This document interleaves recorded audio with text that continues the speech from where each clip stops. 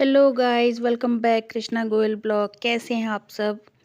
उम्मीद है आप सब ठीक होंगे, खुश होंगे और स्वस्थ होंगे। तो ये ब्लॉग बहुत दिन के बाद शूट कर रहे हैं हम, क्योंकि फ़ोन में दिक्कत हो गई थी। तो फिर ये ना होली से 2 दिन पहले का वीडियो, 2 दिन पहले से मतलब वीडियो शूट करना स्टार्ट किया था। तो ये कृष्णा के स्कूल में होली का फंक्शन था, तो उसके चक्कर में ये टी शर्ट लेके आई थी मैं गुड़गांव से।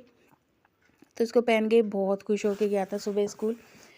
तो फिर इसने स्कूल में मज़े से अपने जो जितना मन था वो पूरी तरीके से होली खेली इसने। और इसकी जब छुट्टी हुई थी तो ये ऐसा बन के आ गया था, बिल्कुल सुबह साफ़ सुथरा भेजा था। तो कोई नहीं, त्योहारों पे तो बच्चों की ही रौनक होती है और अच्छा भी लगता है जब बच्चे खुश होते हैं। तो फिर जब ये स्कूल से आ गया था तो मैंने कहा चलो थोड़ा सा ना तेरा वीडियो शूट करती हूँ मैं।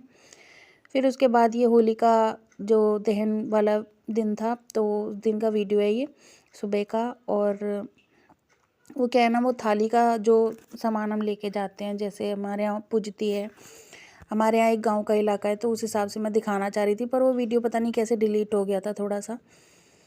तो ये शाम का था। फिर कृष्णा के पापा गए थे होलिका दहन करने, तो वो बना के लाए थे वीडियो। हमारे यहाँ बस स्टैंड पे जो होलिका दहन था वहाँ पे गए थे हम।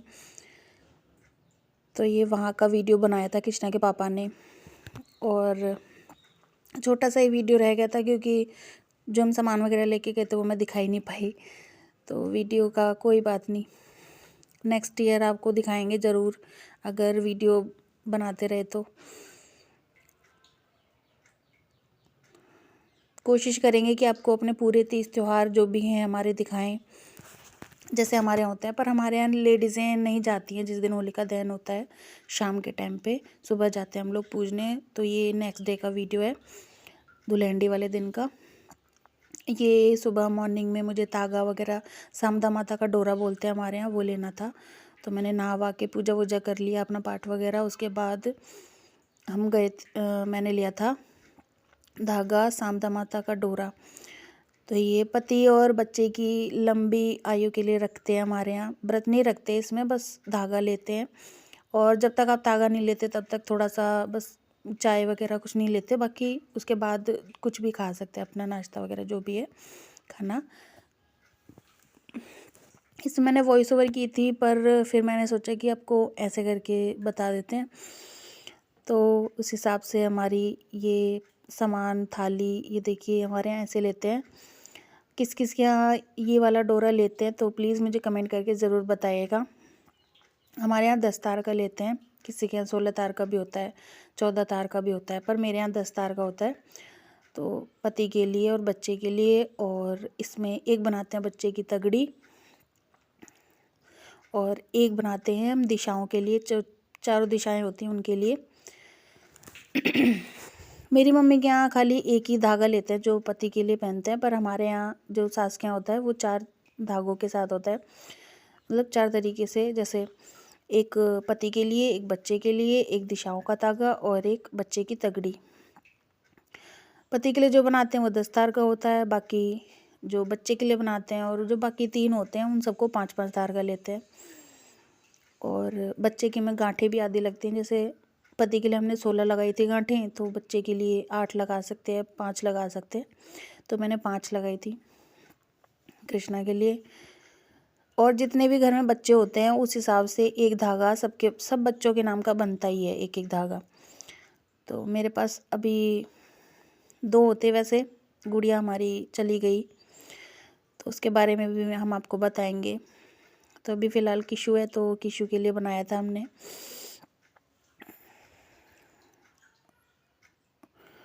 इस वक्त थोड़ा सा महसूस होता है कि जब गुड़िया होती तो हम 2 धागे बनाते तो जोड़ा हमारा बन जाता, एक लड़का एक लड़की का। पर जो भगवान को मंजूर होता है उसके आगे किसी की नहीं चलती। तो इस तरीके से हमने ये धागों में गांठ लगाई थी। और इन धागों को ना अब हम इसी जो हल्दी की गांठ रखी है, तो इसी धागे, इसी हल्दी से ही हम इसको रंगेंगे और फिर इनको हम गले में पहन सकते हैं, हाथ में बांध सकते हैं, कैसे भी मतलब इनको आपको धारण करके रखना है। या फिर आपने गले में कोई लॉकेट वगैरह पहना हो, आप उससे भी बांध सकते हैं। चूड़ी हैं, चूड़ियों से बांध सकते हैं, मतलब अपने पास रखना है आपको कैसे भी।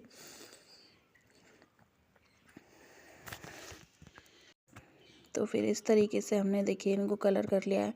इसमें कथा भी सुनते हैं।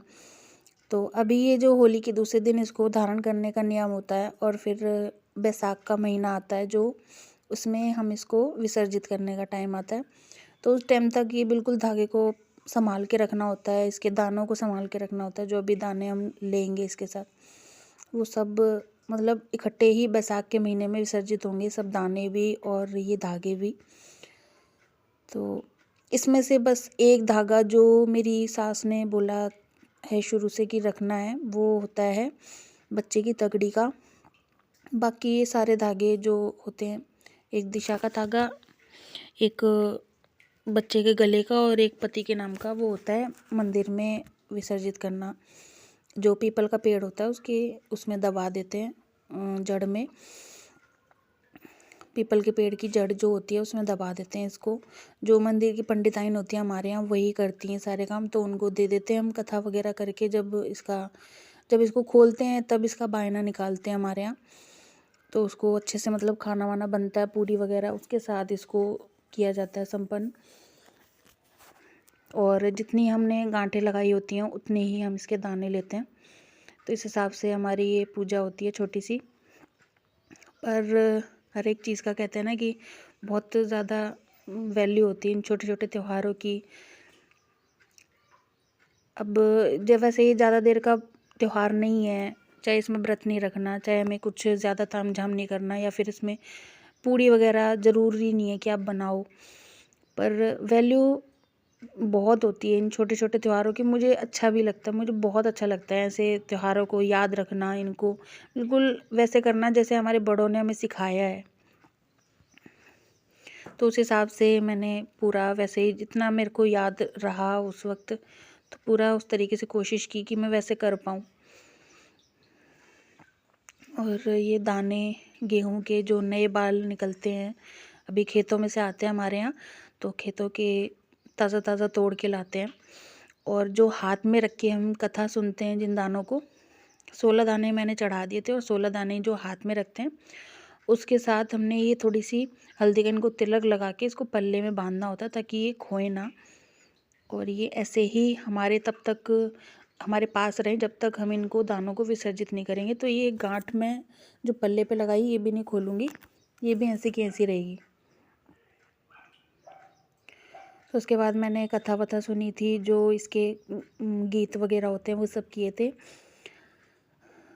तो इससे इस त्योहार का मतलब ये होता है कि हमारी गृहस्थी में कभी भी जो लक्ष्मी मैया है वो हमसे रूठ के ना जाएं, और पति की, बच्चे की, हमारी गृहस्थी की हमेशा खुशहाल रहे। जो पति बच्चे हैं उनकी आयु लंबी हो, स्वस्थ रहें वो भी।